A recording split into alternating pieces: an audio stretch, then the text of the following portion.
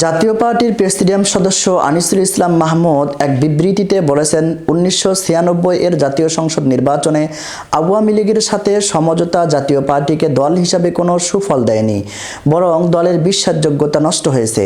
আওয়ামী লীগ বিরোধী 4 দলীয় জোটের অন্যতম প্রতিষ্ঠাতা ছিল জাতীয় পার্টি, কিন্তু এরশাদ জোটের উদ্বোধনী জনসভায় আসেননি।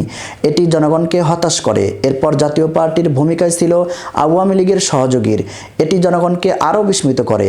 এরপর থেকে জাতীয় পার্টি আওয়ামী লীগের সহযোগী হিসাবে কাজ করে। এরশাদ শেখ হাসিনার দক্ষিণ হস্তস্বরূপ আবির্ভূত হন। এক পর্যায়ে তিনি মধ্যপ্রাচ্যে শেখ হাসিনার বিশেষ দূত হিসাবে মনোনীত হন। কিন্তু জাতীয় পার্টির অবস্থা ভেতরে ভেতরে খারাপ হতে থাকে। জামাতে ইসলামের চেয়ে তাদের অবস্থান নিচে চলে যায়। রংপুরে জাতীয় পার্টি তার নিজস্ব আসনগুলো হারিয়ে ফেলতে থাকে। এরপর দুই ভাইকে রাজনীতিতে এনেও সুবিধা করতে পারেননি এরশাদ, বরং এরশাদের ভাই জিএম কাদের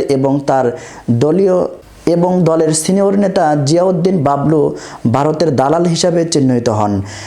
এই জুটি অনেক দিন পর্যন্ত খেলে, কিন্তু কোনো লাভ হয়নি। আওয়ামী লীগ এরশাদকে নিয়ে ফাঁদ পাতল। তারা নির্বাচনের প্রজ্ঞাকালে এরশাদকে রোগী সাজিয়ে হাসপাতালে পাঠায়। এরশাদও রোগী হয়ে তাদের ফাঁদে পা দেন। ফলে জনগণের আস্থা আরও নষ্ট হয়। বাবলু এবং কাজী ফিরোজ রশিদরা রওশন এরশাদের সাথে মিলে এরশাদের পক্ষ নেন। জিএম কাদেরের সুবিধা করতে না পেরে ভারত বিরোধী রূপ ধারণ করেন। এরশাদের মৃত্যুর পরে দলের অধিকাংশ নেতারা নির্বাচনের বিরোধী হলেও জিএম কাদের নির্বাচনকে মেনে নিয়ে 2014, 2018, 2024 সালের নির্বাচনগুলিতে আওয়ামী লীগের সহযোগী দল হিসাবে জাতীয় পার্টি অংশগ্রহণ করে। জাতীয় পার্টি বিএনপির নেতা শফি বিক্রমপুরীর কাছ থেকে কাকরাইলের অফিস ভবনটি কিনে নেন। এই ভবনটির সামনেই বৈষম্য বিরোধী ছাত্র আন্দোলনের বিক্ষোভ মিছিল হয় জাতীয় পার্টির বিরুদ্ধে।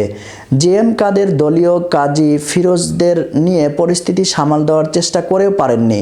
বৈষম্য বিরোধী ছাত্র আন্দোলন জাতীয় পার্টিকে প্রতিরোধ করার ঘোষণা দেয়।